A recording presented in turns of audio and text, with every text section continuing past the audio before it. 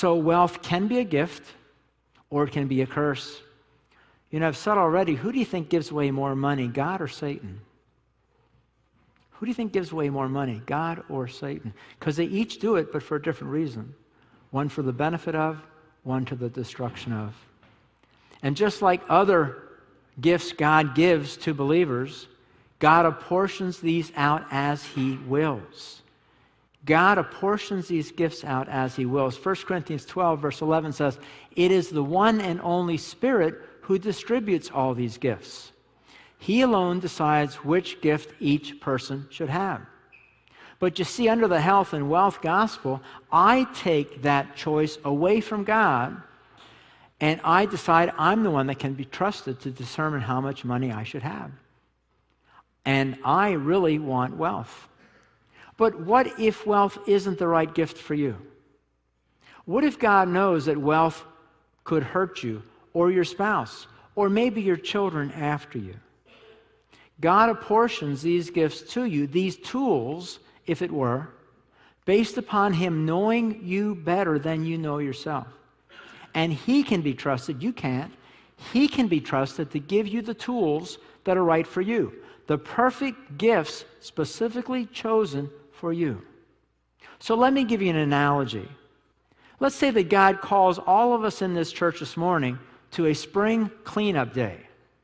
And He opens up His tool shed and starts handing out tools. And let's say this cleanup day represents your 30, 40, or 50 years of serving Christ.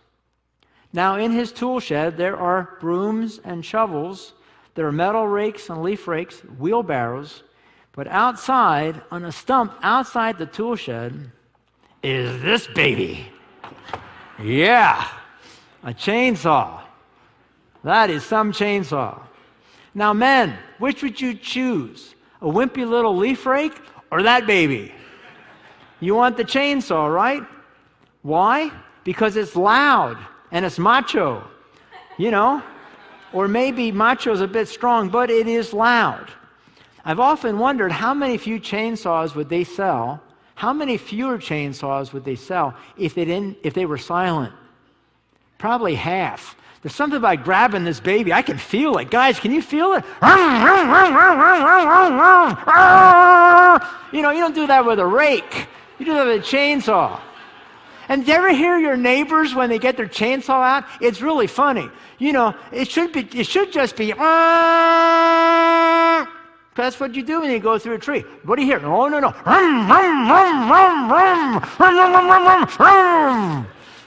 You don't do that with a rake. But a chainsaw, yeah. But the truth is, even though you want a chainsaw, you don't get to decide that. God does. Based on what? Well, basically 2 criteria. If God calls you to rake leaves, you don't need a chainsaw.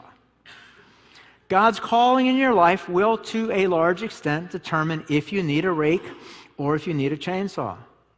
And a second criteria God uses to determine which tool He will give you is your skill level as a worker. As an example, if you're a 13-year-old adolescent boy, uncoordinated and lanky, God probably won't give you a chainsaw. He might say that's unfair. No, it's not unfair. It's wise. It's very wise. Or, if you're a person with bad balance, you probably won't be given a chainsaw. Again, unfair? No, wise. Or if you have bad vision or a weak grip or bad judgment like this guy had, you probably won't be given a chainsaw. You say, but I want a chainsaw. Sure, I understand why you'd want that baby. But if it's a wrong tool for you, and if God knows it is a wrong tool for you, He won't give you a chainsaw. But it's got all the pizzazz. It's got all the sound, the vibration. It's what everybody sees. But whose call is this? God's. It's His tool shed. You don't want to miss next week.